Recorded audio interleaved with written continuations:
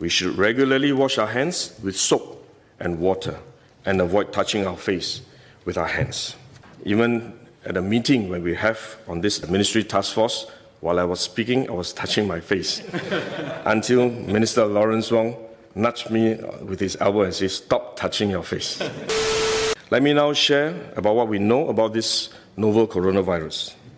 This virus comes from the family of coronavirus, which includes other viruses such as MERS and SARS, as well as the milder variants causing common cold.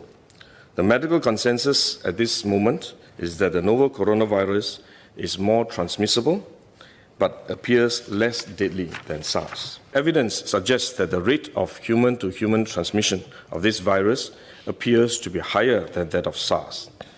For now, the evidence also suggests that transmission is mostly via droplets.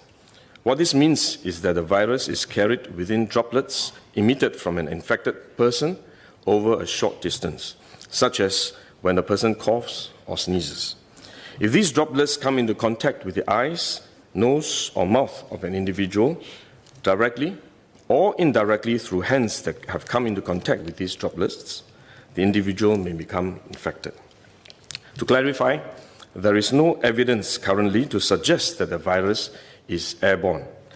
There are other viruses, such as the chickenpox, which can easily be transported via air currents and do not require droplets to contact the eyes or nose.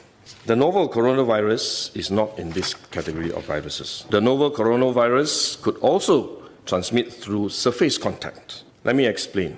When a person sneezes or coughs, the droplets fall onto the surfaces of tables and chairs, and the virus may remain alive for up to a few days.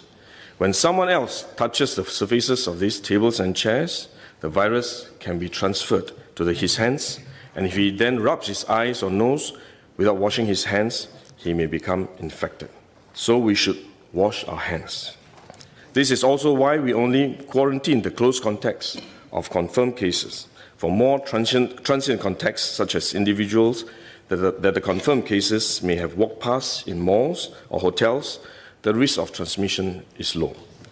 For coronavirus generally, the person is most infectious when he is displaying symptoms, or what you call symptomatic. And this is likely to be the case for the novel coronavirus as well. There is evidence of limited spread from a person without symptoms during the incubation period. However, this form of transmission may be uncommon and has so far involved isolated cases only. At this point, the evidence still points towards higher transmissibility when the person is displaying symptoms. As such, medical professionals, both overseas and in Singapore, have advised that the most effective way that we can protect ourselves is to practice good personal hygiene. We should regularly wash our hands with soap and water and avoid touching our face with our hands. These may sound simple, but actually they are very difficult to do because all of us touch our face all the time. Even at a meeting when we have on this ministry task force, while I was speaking, I was touching my face until Minister Lawrence Wong nudged me with his elbow and said, "Stop touching your face." So it is simple but extremely difficult, but are actually very effective in preventing all kinds of infection. Potential infection from asymptomatic persons, in fact, is less likely to be from coughing or sneezing directly because they don't have symptoms. They are not sneezing or coughing, but more likely by touching contaminated surfaces, for which masks offer no protection. Wearing a mask when we are well often gives us a false sense of security instead, and we are more likely to touch our faces when we constantly adjust our masks, which is one way the disease spreads.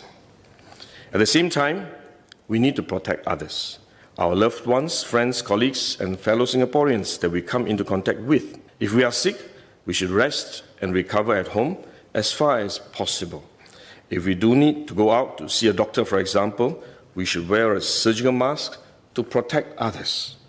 So this is when mask is needed, when we are unwell and have to go out.